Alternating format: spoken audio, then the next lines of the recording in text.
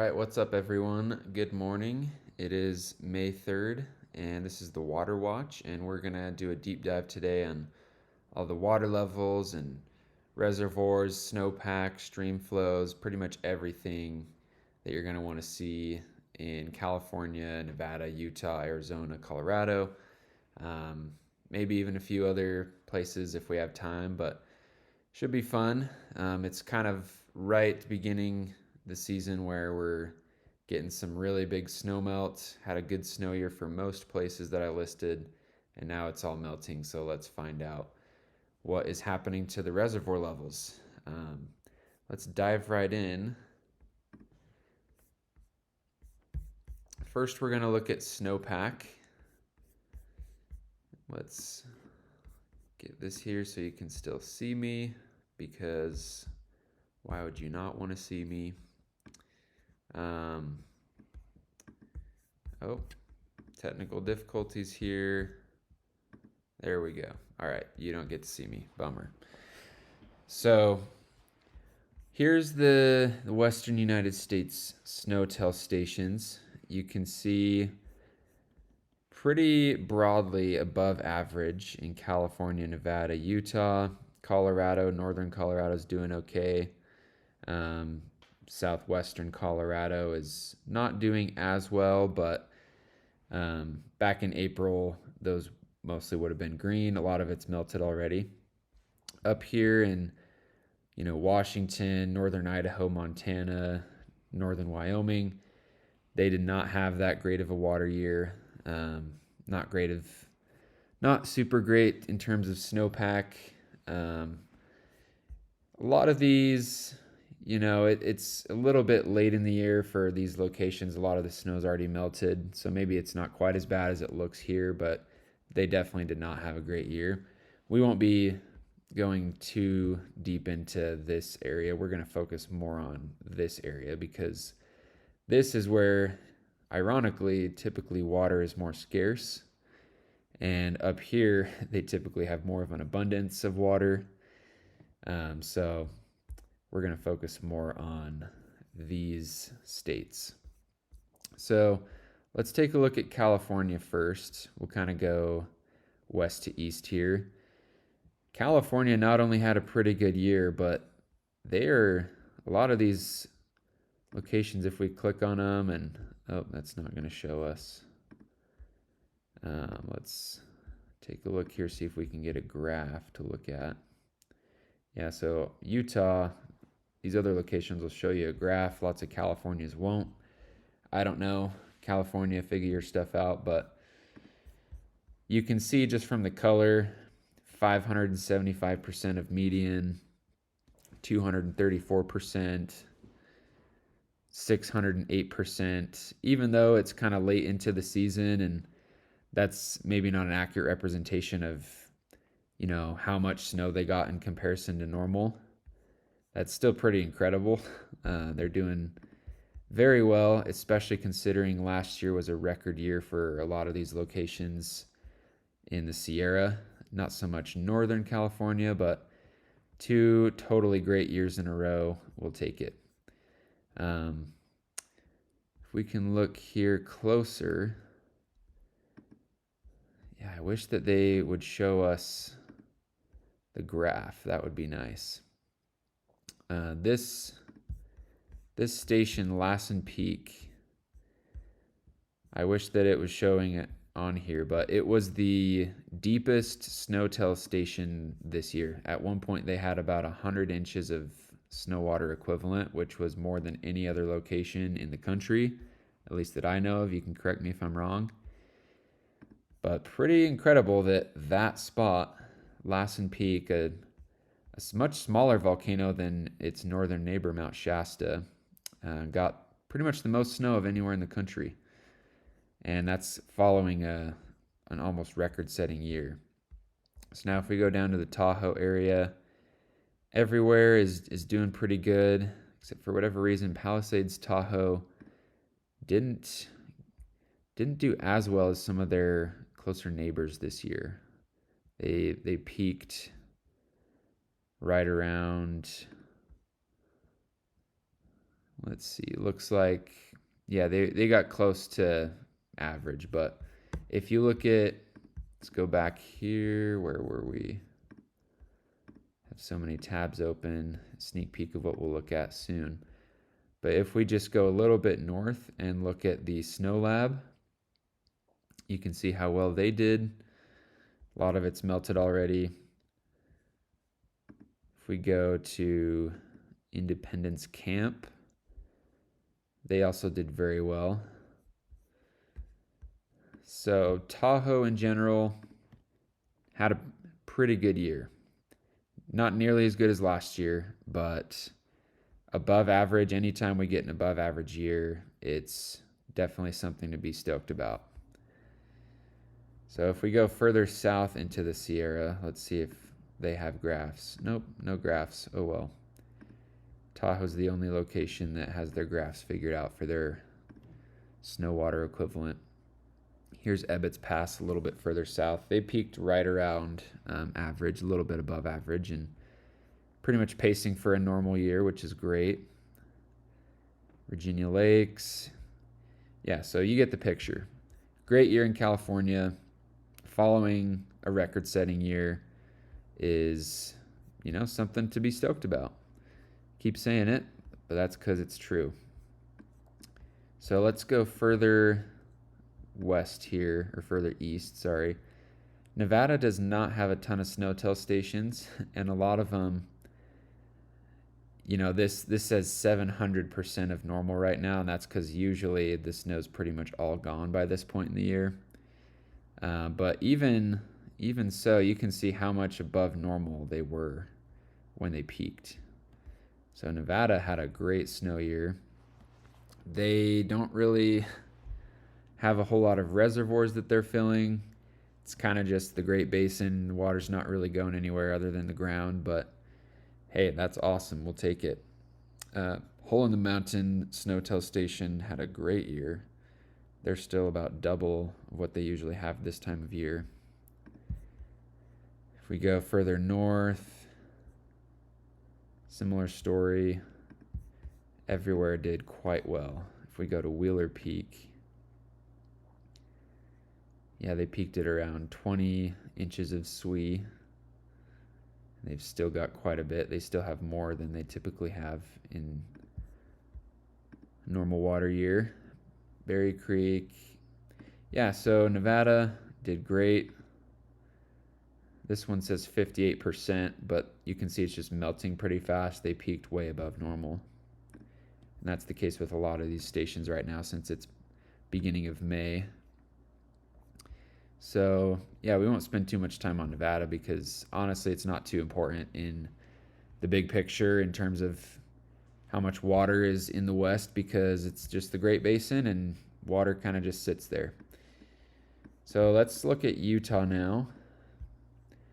Utah had another great year following also a record-setting year, especially up north. Pretty much everywhere. Everywhere had a great year. If we look at Cascade Mountain, they peaked above normal, and they're still above normal with how fast they're melting. Oh, hey, what's up? And then, let's see, Farmington peaked at around 40 inches, which is a lot. Hardscrabble, 20 inches. If we go look at Ben Lomond Peak here. So this is typically one of the deepest, snowiest spots in the state. And you can see they peaked with above 50 inches, which is well above their normal peak, which is around, 30. If we click this here, get a better look at it.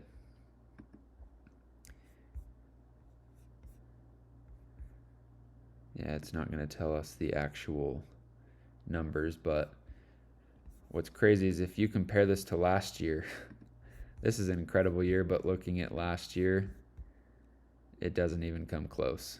that just goes to show how crazy last year was. So let's zoom back out here. There's some spots that are red, Timpanogos Divide being one of them. You can see it's just melting a lot faster than typical, but they peaked above normal. Pretty much anywhere in Utah that shows red right now, that'll be the case. You can see peaked way above normal, and now it's just all melted. Same with Dry Fork. So Utah had a great year. A lot of it's already in the reservoirs and in the Great Salt Lake, which is where pretty much all of this water will end up going at some point. And we'll take as much water as we can get in the Great Salt Lake. If we look at the Uintas, so Wasatch did pretty well. Let's look at Brighton. Yep, they had a great year. Snowbird. Yeah, they are also usually one of the snowiest places in the state. Almost 50 inches of SWE when they peaked. If we look at the Uintas, right around average for that location. Further east, right around average, melting a bit faster. Even further east, kind of similar story. Mostly melted by this point, but peaked right around average. We'll just look at a few more spots here. Above average for this location. Above average for that location as well. And all of this water will end up in the Green River, which will then end up in the Colorado River, which will then end up in Lake Mead and Lake Powell, which are two very, very important reservoirs for, everything. Power, water, consumption, agriculture, you name it. Beaver Divide, this one's still above average. So yeah, pretty much everywhere was either at or above average in the Uintas.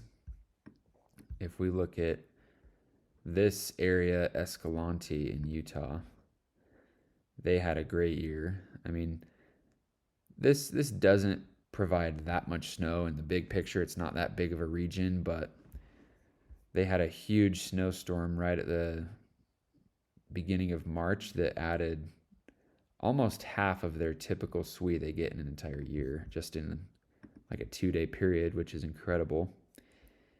But yeah, they're still doing great down there. If we look at some of these red locations, same as before. It's mostly just melted at this point, but they peaked above average. Let's look at this location. Yeah, same story. Southwestern Utah, same thing. They didn't do as well as some of these other spots. They were just mostly trying to catch up to average, and then at the end of the year they finally did. Let's zoom in a little bit more here. Brian Head, yeah, they peaked a little bit above average. Yep, same story here. Southeastern Utah, kind of same story. I'll probably be repeating myself a lot because this is kind of what's going on with most of the places that we'll be covering in this video. Above average when they peaked, and then now it's just melting a bit faster than usual. But yeah, that's pretty much it for Utah. Can't think of a whole lot more.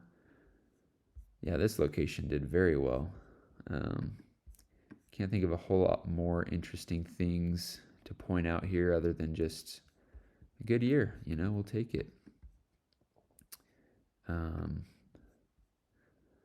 Yeah, northern Utah did very well. So let's move on here. Let's go down to Arizona real quick. They don't have a whole lot of SNOTEL stations, and you can see most of them with this little cross through it just means that there's no more snow there. But they peaked above average. Humphreys Peak, Snowslide Canyon, they are still I think they're still open for skiing over there at Arizona Snow Bowl, and they're doing great. Let's see, yep, above average, above average. That's what we like to see. Quite a bit above average there, and then it melted super fast, which is not surprising for Arizona.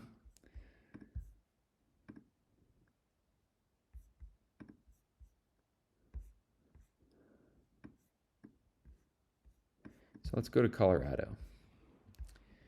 Colorado is kind of the same story as Utah, except they didn't have as good of a year.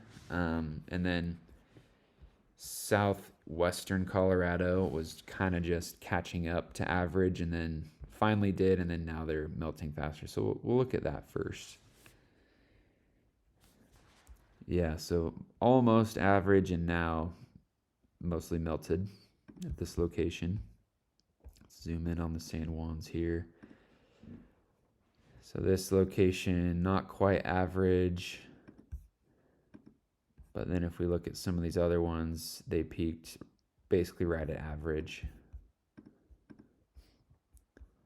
Same with that location, was a bit above average. Average here. Slumgolian, that's quite the name. A little bit below average there. Right above average there, and then melted pretty quick. And yeah, they had a good just typical average year down here in the San Juans. Let's go up a little bit further north to the Elk Mountains. You can see they peaked above average. Most locations will probably show this. Let's look at this red one, McClure Pass, right at around average there. Same with this location. If we look closer to Aspen, a bit above average. It'll be interesting to look at these after this big snowstorm that's coming in the next few days here. This location is basically at their peak right now, which is not uncommon to see in Colorado for them peaking in early May. Beaver Creek, we'll just kind of work our way northeast. So yeah, you kind of get the picture. Mostly average or above average in most of these locations. And a lot of them are peaking like right now, and will probably continue to go up with this coming storm this weekend and early next week. Fremont Pass, yep, they're still going up. So a lot of the snow has not melted yet, which is good. You don't want it to melt too fast. And we're kind of looking at the headwaters of the Colorado River over here.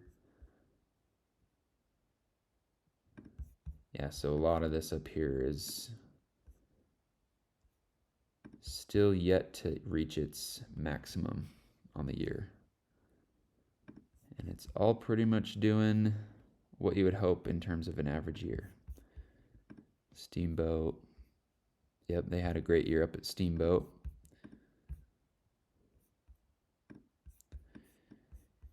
Let's look at this one. We might have already looked at that one. Yeah, so I won't really spend too much time on these locations. I guess we can look at this one down by Pikes Peak. Pretty crazy, sporadic over there. But mainly just focusing on the basins that feed the Colorado River, because that is kind of what we're looking at here in this video. So yeah, Colorado, average to above average year. Awesome, we'll take it. A lot of it down here is melting maybe a little bit quicker than we would like, but what can you do? We'll take an average year, Let's look at the Wind Rivers real quick, because this also goes into the Green River that feeds the Colorado. Yeah, they didn't have as good of a year in some of these areas up here in Wyoming. but almost average, which is not, oh, they didn't even have an observation there. Little bit above average there. Larson Creek, almost average.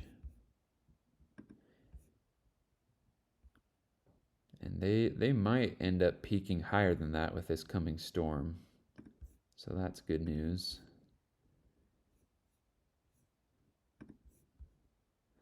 And let's look at the Wyoming range as well. Pretty much everything that feeds the Green River. Yeah, they're still peaking up there. Already peaked, average, and slightly below average. So considering the terrible start we had, you can look at how far below average this was. Maybe not that location. Let's look at this one. Yeah, like early January, it was not looking good. For this area, especially to end right around average, is pretty awesome. We'll take it. So that's essentially the story on SWE. SNOTEL, that's the snow we have, and let's look now at where that water is going as it melts. We can maybe look first at the California reservoir levels. Let's go over here. Well, we can look at this first. So this will affect kind of how much water ends up in the reservoirs. Soil moisture.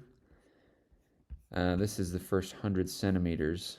You can see it's looking pretty good for most areas in the West. This spot right here in between Utah, Colorado, wouldn't mind seeing that a little bit more green and blue, but for most of Colorado, Utah, Wyoming, Arizona, it's pretty green and blue this time of year, which is good, especially if you look at this. This is a little different story, but maybe some of this, if this was a bit more saturated, you'd see more of the water ending up in, like Lake Powell, Lake Mead, but could be a lot worse, and we've seen it a lot worse in recent years. You can see how saturated Nevada is. They just got pummeled. Much more water than normal there in Nevada right now. So now let's look at Lake Shasta. Oh, too much water, I guess, in Lake Shasta. Shasta Lake water level. We will look here. No, you know what? We're gonna go to this other website, US Lakes. They provide pretty good data. Let's get rid of these ads. I'm not trying to provide free advertising for all these people. So if we look at this year, you can see it's pretty sporadic. They've been having to kind of let water out in preparation for some big storms because they're almost full pool, excuse me. You can see they're basically 6 feet from hitting full pool, which they usually peak. If we look at a few other years, yeah, they usually peak right around now. Let's look at 2019, maybe further into May, but this is pretty much perfect in terms of, how much water they have in the reservoir now versus how much room there. I'm sure they know what they're doing. They know a lot more than me. I'm just some idiot on YouTube. But if we go back and look at the SNOTEL stations that feed Shasta, I mean, we won't be able to really see because they don't help us out with the graphs, but a lot of these are still well above normal. So it is possible that maybe this still goes up more and maybe they have to use the emergency spillway. That'd be interesting. I don't think they've done that for a while. But if you look at all these other recent years, 2021 and 2022, especially over here. It's great to see how much higher we are now, considering, just 3 years ago we were at 882. And I remember driving over the bridge, just seeing like basically no water. And I was like, wow, this is sad. But now it's pretty much full. So that's great news. We'll take it. Let's look at Trinity Lake.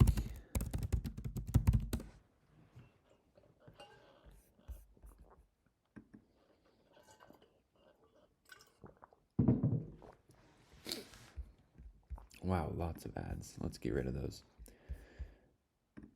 So Trinity Lake, last year with the record-setting year, for whatever reason, they didn't do as well with their reservoir filling up. I mean, they still did great, but not compared to some of the other reservoirs that filled up even more.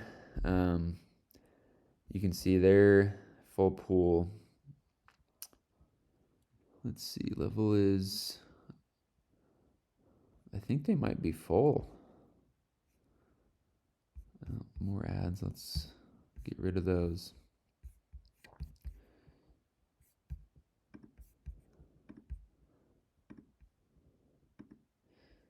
Okay, so they're not full, but usually it'll show a stat right here. Apparently full pool is 0. I don't really believe that. But yeah, they're doing great. Last time it was this high was 2019. Well, 2020/2019. In recent years, if you look at just the last 3 years, it's been way lower, clear down to 2188. So with 2 great years in a row, that's what it'll do to your reservoir. It'll fill it right up. That's great news. Now let's look at Lake Oroville.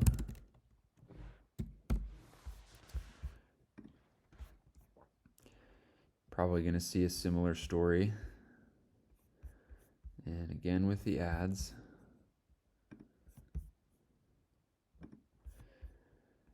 Yeah, so full pool is 900 feet. They're about 3 feet from hitting full pool. Crazy. And I believe they hit it last year and they had to use the spillway. Probably going to have to do it again this year. They still have a lot of snow to melt. So it'll be interesting to see kind of how that goes. And if we look at how low it's been recently, it's crazy how it can go from basically full in 2019 to the end of 2020 being like 200 feet lower. That's insane. So yeah, it just goes to show, even though we're full right now and water is in abundance, can't get too complacent. Gotta be grateful. But Oroville, California, they're doing great. I won't spend too much time looking at California. But just one more I want to look at. This will be a little bit different since Lake Tahoe's not a reservoir. But I did see, if we go back, so May 2nd of last year, clearest level in 40 years. I wonder if we can top that this year with another great snow year. So Tahoe is sitting 3 feet above full pool. So they're overflowing basically. They didn't get quite this high last year. And still a lot more snow to melt. If we look at recent years, and the scale is much smaller here, we're talking about 7 feet total here, but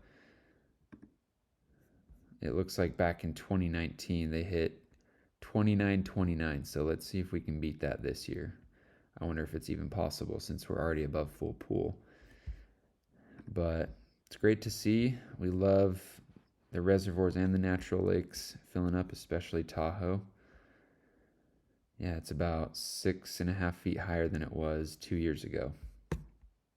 So that's awesome. Now let's look at Utah. Well, actually, first let's look at Lake Mead. Got it somewhere on here. Where are you, Lake Mead? There it is. Okay, let's refresh this. So Lake Mead has been rising pretty steadily. And you know what? Let's even go to a different website. Let's go. Let's see. Yeah, let's go to US Lakes.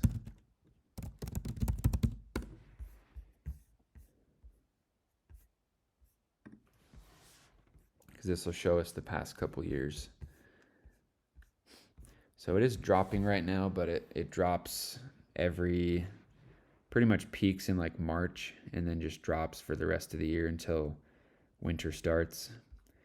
But last year was different. Last year we had so much water coming from the Colorado that Lake Powell could release more than normal. And so Lake Mead would continue to rise even into September. But normally, most years, it just drops until, November and then starts rising during the winter because that's the rainy months. But if we just look at the last 2 years, started at 1,045 and then had a nice wet winter. Lake Powell delivered some water, and then now this winter kept going up, all the way to 1076 is where it peaked. About 30 feet higher than it was at the beginning of 2023. So now it'll go down a bit, but it usually does. You can see maybe it'll drop like 20 feet, 15 feet or so. It's not as steep of a slope so far as these other years. So that's kind of the update with Mead. If we look at 2020, it'd be great to get back to where we were in these years. But let's go on to Utah water situation. Oh, here's the SWE in Utah in general. So this just combines all of the SNOTEL stations, and you can see it peaked quite above normal and then melted. April was a bit warmer. There was like a storm or two, but pretty warm for most of the month. And then it's been a little colder lately, so you can see it's not melting quite as fast. And there's a big storm coming, so it'll probably go back up to here, and so we'll be quite a bit above average. But right now we're at 104%.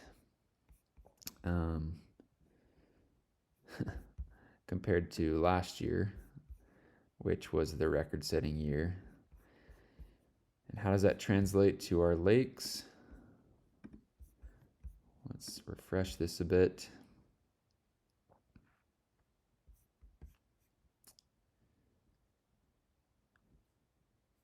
So you can see pretty much all of them except for Powell and Yuba are in the light blue or dark blue, which means, yeah, light blue, I believe, is, I wonder if there's a key here that we can look at. Oh, right here. 60 to 80% full. Dark blue is 80 to 100% full. And a lot of these are still probably freeing up space for additional snowmelt to come in. If we go back here, let's look at all of our reservoir, all of our water storage. Currently is at 47% of capacity. Normally it's at 58%, but probably most of that is just because of Lake Powell, because that makes up so much of our storage capacity, and it's sitting at 32% full right now. But if we go to all excluding Lake Powell and Flaming Gorge, we are sitting at 88% of capacity, which is awesome. Usually we're at 67 this time of year. Last year at this time we were at 56%, and then it shot clear up to 85%. We're sitting at 88 right now. So you love to see that. Let's look at some of the bigger, more important reservoirs. Let's look at Bear Lake. Yeah, Bear Lake is 77% full right now. And to be honest, I thought it would be a bit more full. Bear Lake, you can see last year it shot from, in May, it was at 34%. And then in June, it was at 54%. And then July, 64%. So it basically shot up 20% just in the month of May. And then another 10% in June. So I'd be surprised if we didn't get to near full this year. We'll see what happens. Let's look at Deer Creek. They're basically full. They got full last year and they've pretty much been full ever since.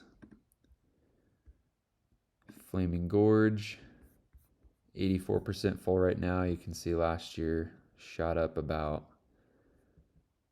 let's see, yeah, about 10% last year.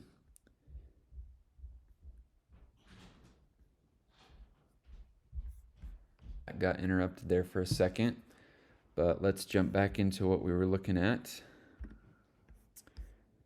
Flaming Gorge. So it's 84% full right now. And we'll look at this more later. We'll kind of do a deep dive into Lake Powell and all the reservoirs feeding Lake Powell, but yeah, we'll look at that more. Utah Lake, this one's interesting. So they're over 100% full right now at 100.72% full. You can see last year, basically from October on, they just shot up every single month. And then May, they were 67% full to June, 85% full. They jumped almost 20% in May, and then another 10% in July. Right now, we're already full. And so what's going to happen is they're just going to be sending, and these watersheds are still like above normal snowpack, and we have a lot more snow coming right now. They're just going to have to send all of this to the Great Salt Lake, which is awesome because we need this puppy full. Well, as full as possible. So yeah, there have been some concerns of flooding the Jordan River. Pretty much everyone who lives like along this river, especially where it joins with the Little Cottonwood Creek coming down from the Cottonwood Canyons, they're worried about flooding, and it makes sense because you got this full lake right here that's probably just sending tons of water. I looked at it the other day, and we'll look at it in a second, but the flows for the Jordan River for this time of year were record high. And then if you compare when this starts melting, you combine that, it's going to be a very high flowing river that if I lived right on the shores of that, I would be kind of worried too. But yeah, most of these up here are pretty full. Where's Strawberry? Let's look at Strawberry. Strawberry is a big one. There it is. Yeah, Strawberry, 94% full right now. Last year at this time, they were 75% full and then jumped clear up to 85 and then 89 in the month of May and then June. So with us being, 94% full right now, pretty much what's going to happen is it's going to get 100% soon, and then all of that water is going to go into the Duchesne River, Strawberry River, and then Duchesne River meeting up with the Green River, and then the Colorado down to Lake Powell, which we love. What other one should we look at here? Can look at Yuba. Yuba's an interesting one. They were basically empty last year. So if you look at last fall, 2023, they were 1.9% full, which is basically empty. and then gradually crept up to 5, 8.5, 13%, 20%, 24%. You can see historically Yuba's not that full. Like they usually bottom out at around 24% each year and then top out at around 59%. But yeah, I mean, I don't know what was going on last year. Why did they decrease so much when the runoff started? Doesn't make a ton of sense. Maybe they were making room for it, but you can see they decreased down to 16% in May and then increased up to 35%, but then decreased 2 months in a row again. Maybe they were doing some construction or something. I don't know. Maybe we can look into that on a different video, but yeah, and then this winter, they rose back up. Now we're at 49% full. And I would assume that with the snowpack being the way it is, it would keep going. But last year they dropped and then went up and then dropped. So I don't really know how it works. I'm not an expert. But Yuba, that's a pretty big one. I remember boating on that as a kid quite a bit. Yeah, I mean, we've kind of looked at most of the big ones. Of course, we'll still look at the Great Salt Lake. That's the biggest. And then Lake Powell a little bit later. Oh, getting a call. Let's hang up that call. Yeah, all of these ones in kind of the Wasatch drainage are doing really well. 84, 100% full, and a lot of these are all right. Sorry about that, had a little interruption there. Let's jump back into where we were talking about Utah reservoir levels. So we talked about Yuba, talked about most of the ones in the Wasatch, Utah Lake, Bear Lake, Flaming Gorge a little bit. Let's jump into looking at the river flows. This is interesting. Let's refresh this.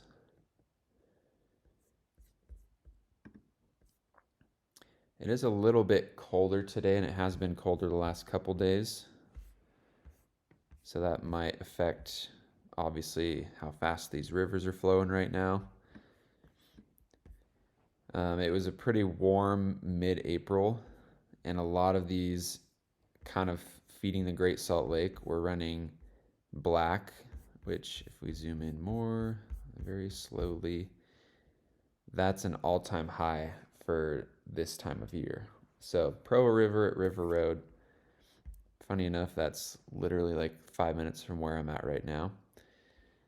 That's an all-time high for this day of year, and it's obviously feeding Deer Creek, which feeds Utah Lake, which is already full.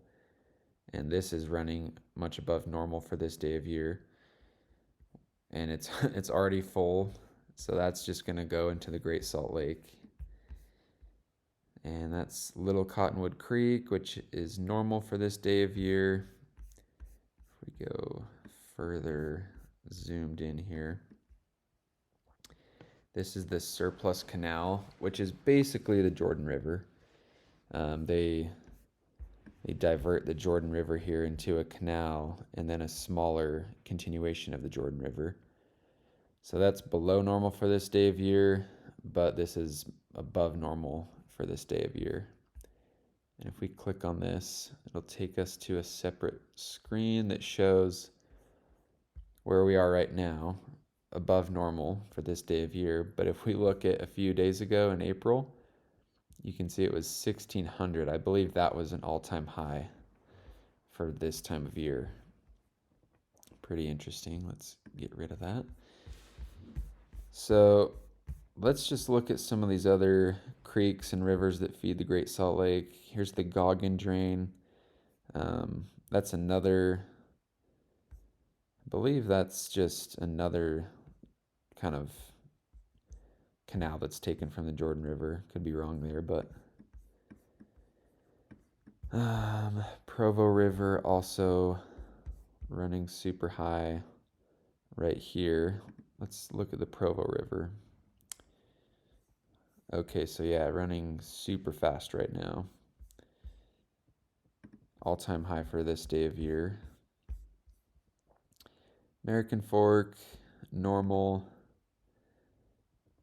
You can see it was running much higher a few days ago and it was warmer, well, about a week ago. Sorry, it takes so long to zoom in and zoom out on this website. But yeah, pretty much everywhere up north is either normal or above normal. Ogden River above normal, and it's also increasing because it's warming up. Let's look at the Ogden and Weber rivers. So Weber River is one of the faster flowing rivers.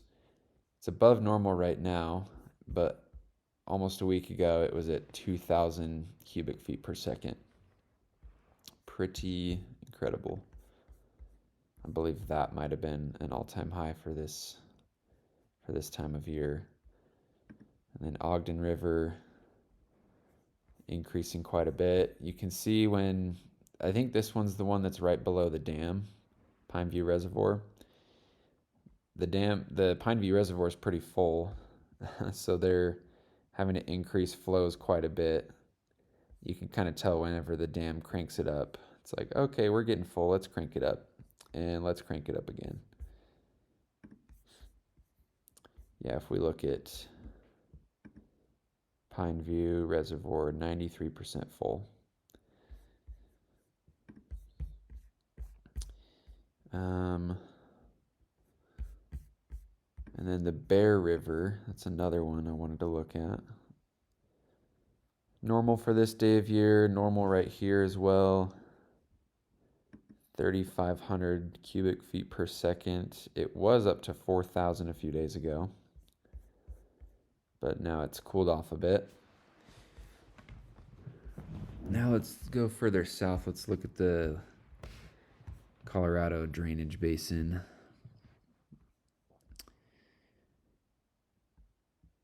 So Duchesne River, normal for this time of year. It was very high a week ago. Now it's not so much because it's cooled down a bit. If we look at the Colorado River, let's look at that. So same thing. It was running pretty fast as all of that snow melt was coming down when it was warm. And now it's cooled off a little bit. Still running. I don't think it shows us if this is normal. Yeah, it doesn't really show us. And then this is after it meets up with the Green River. Green River is normal for this day of the year. It's really ramped up. Almost 12,000 cubic feet per second. Come on, get me out of here. All right. Now this is interesting. This is what I just can't quite understand. The San Juan Range and the San Juan River, the Animas River, all coming from the San Juan Mountains, are fairly below normal. And they have been for the last week, even when it was super warm. They had, oh, hello, there I am. They had an above average snowpack. Well, average to above average when it peaked. And then there was never really a time where their flows were running above average. I mean, a lot of it is normal, but then it gets down past these reservoirs. Yeah, like why is that much below normal, but it's normal up here? Is there a reservoir there that they're damming it? I don't know. It's a mystery to me. So yeah, it seems like the ones in the higher peaks are running normal. And then lower, they're all below normal. Kind of interesting. You'd want to see the San Juan running much higher because that feeds Lake Powell. We'll look at that more in a bit, but kind of interesting to look at there. Hopefully that gets cranked up here in the next few weeks. And then we won't look at all of Colorado's river flows, but you can see Colorado River at Windy Gap, all-time high for this day of year. We don't mind that. They have much better snowpack up there right now than they do down here. Arkansas River also at an all-time high for this day of year. So let's go look at Lake Powell. We'll go here first. Refresh that. So they are at 3560 today. Let's get rid of all these ads. Over the last 2 weeks, they've risen just over 2 feet. You can see averages for May 2nd, inflows about 20,000. We're at almost 20,000 right now. We were above that yesterday. Rivers feeding Lake Powell are at 62% of the May 3rd average. I wonder why that's so low. Snowpack is at 81%. That peaked at like 106%. Total precip, 96%. So I wonder why these rivers are running so low. Let's look at them. So the Green River is at 91% of normal right now. Colorado River at 52% of normal. Now we did see upstream in Colorado, closer to the headwaters, that it was at an all-time high for this day of year. So hopefully that transitions to higher flows there. San Juan River, here's what we were looking at, just barely. 16% of normal for this day of year. That is weird. I don't know why that's the case. They're usually flowing almost 4,000 CFS. Right now it's only 620. So hopefully that ramps up. I assume it will. Maybe it's just because it's cold. They had some snow over there recently, so maybe the melting just kind of paused. I don't know. I'm definitely not an expert. But then all of these smaller rivers like the San Rafael River, Dirty Devil, Mill Creek, and Escalante, you can see they don't do much compared to these other 3 rivers, but they're running 60 to 110% of average. So the San Juan, let's click on that and see where it takes us. What is this mystery causing the San Juan to be so lame right now? Okay, so they were at around 1,500. Let's look at 30 days. Yeah, so I assume it wasn't running any higher in beginning of April because that's when the snow starts melting. If we look at 1 year, wow, okay, so last year at this time, they were running 5,700 cubic feet per second. And now we're only at 662. And they peaked it right around 8,700, almost 88, 8,800. And I wish it showed us April of last year, because what I'm assuming is that maybe you can see it kind of started to ramp up here as it got warmer, but then it cooled down a bit and they got some snow and they're going to get more snow. So maybe it just kind of put it on pause and then it's going to shoot back up. That's what I'm hoping for. Interesting to look at that. Let's look at the Green River.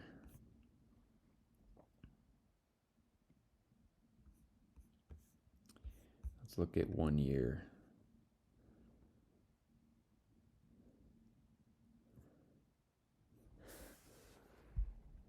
Okay, so let's actually go back real quick to the San Juan, because I see that dotted line is the average flow for that time of year. So usually we're at 3,000. I mean, it told us this on the other chart, but it usually starts ramping up in like February and keeps ramping up and then really accelerates pretty much right now.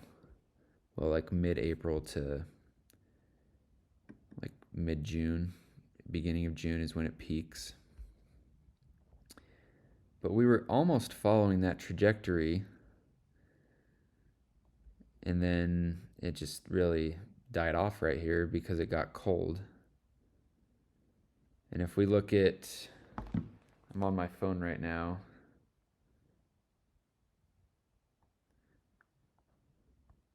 If we look at the San Juan, let's look at like just something quick and easy. Telluride snowfall.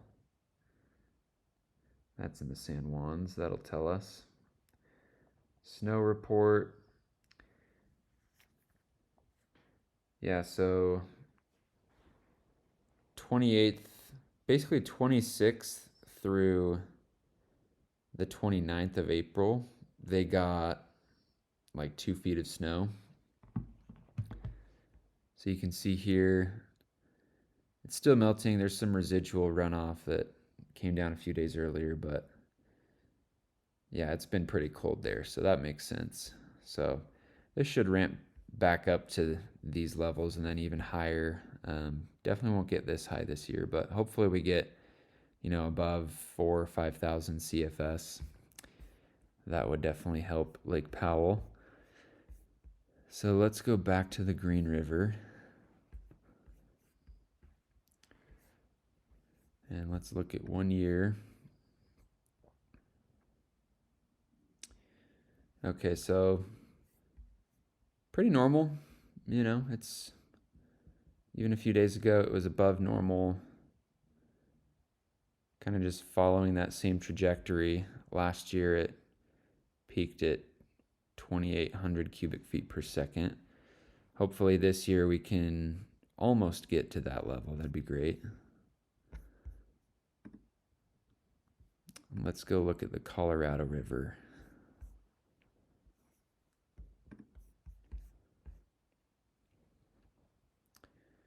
Okay, so also following this same average trajectory pretty well, and dropping off a bit here because it's been cold, and that will probably continue for the next little bit because it is going to be pretty cold and snowy. But yeah, hopefully we can peak around 20,000 or above this year. That'd be great.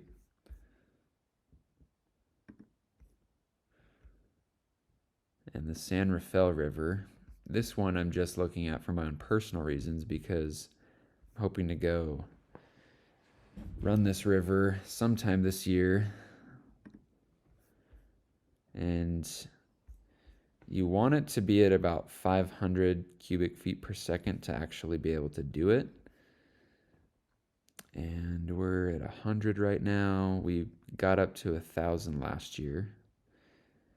And usually on a normal year, we don't get to 500. With our above average snowpack, hopefully we will. But we'll just have to see what happens.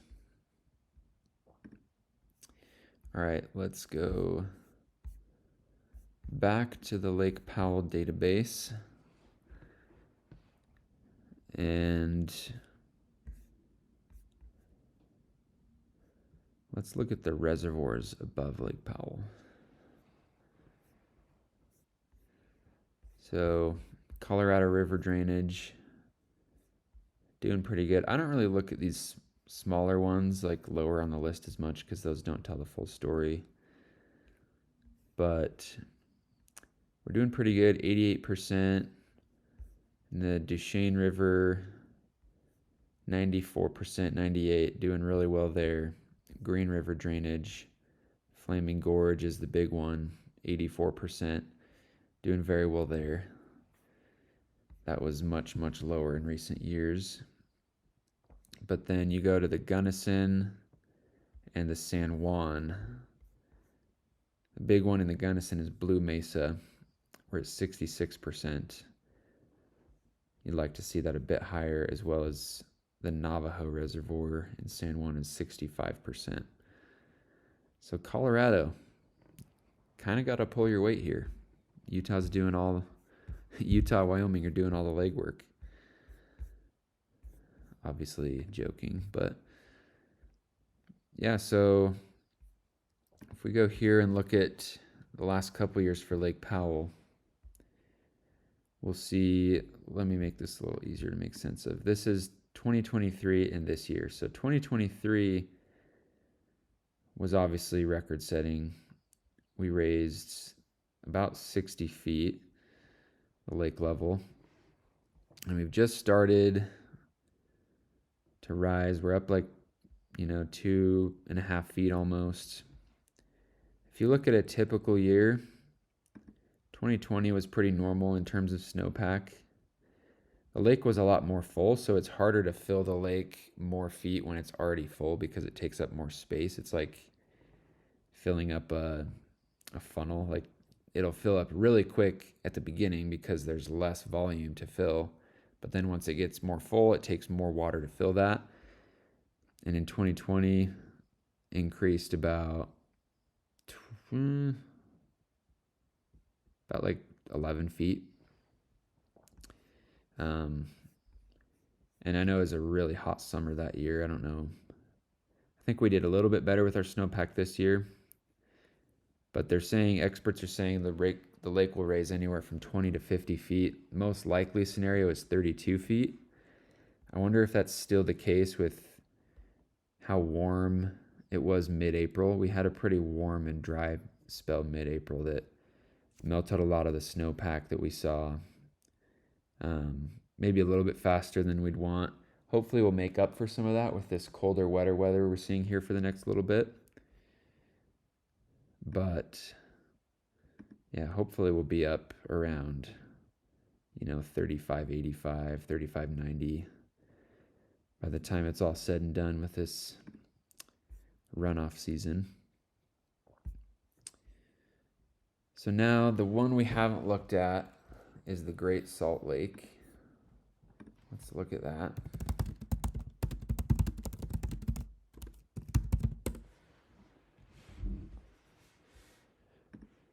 Current conditions, the Great Salt Lake. So the Great Salt Lake's kind of weird. They have two arms. Like if you look at it on a map. Oh. Didn't mean to type that in.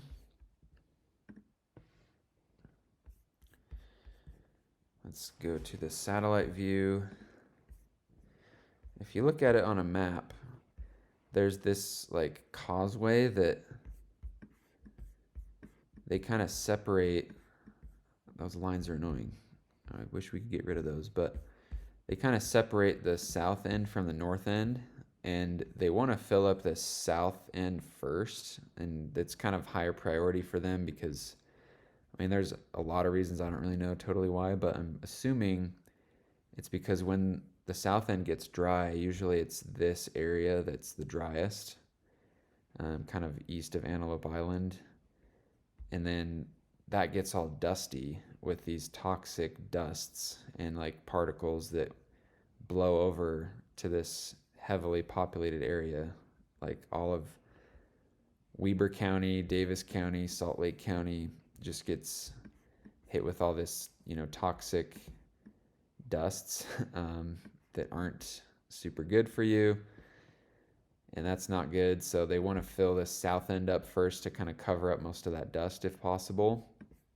And then they also keep the north a different, I don't totally know. I'm not an expert, but if you look at the picture here, the north is like a pinker color and the south is more blue. And I think that's for the brine shrimp. It's a better environment for them. They want to keep those populations healthy.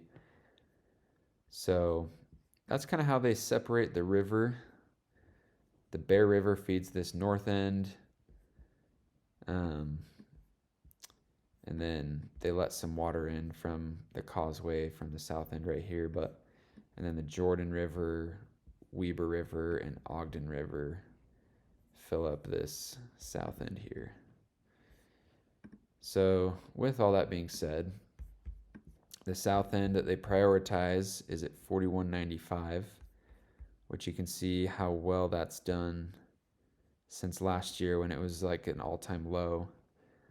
Shot clear up last year about 5 feet, and then dropped a bit, and we're up about another 3 feet so far. So that's great. We're getting back to what they consider healthy range with another like foot or two I think will be there. And then the north arm didn't really increase much last year because all of it went to the south arm, but that's also increasing a bunch this year, so that's good to see. So with all of these reservoirs being so full, last year these were all empty when the melting started. They were all not doing so great. Now these are all basically full, so all that water is just going to overflow to the Great Salt Lake. And it'll be interesting to see the flows that enter the Great Salt Lake this year compared to last year. Last year was obviously a record-setting snowfall year, but we had to fill up all the upstream reservoirs first. This year we don't have to do that. So going back here, will the lake rise more this year or last year? Only time will tell. But that is about it for this video. It's a deep dive into all the water out west, and hopefully you enjoyed, and that's all I got for you.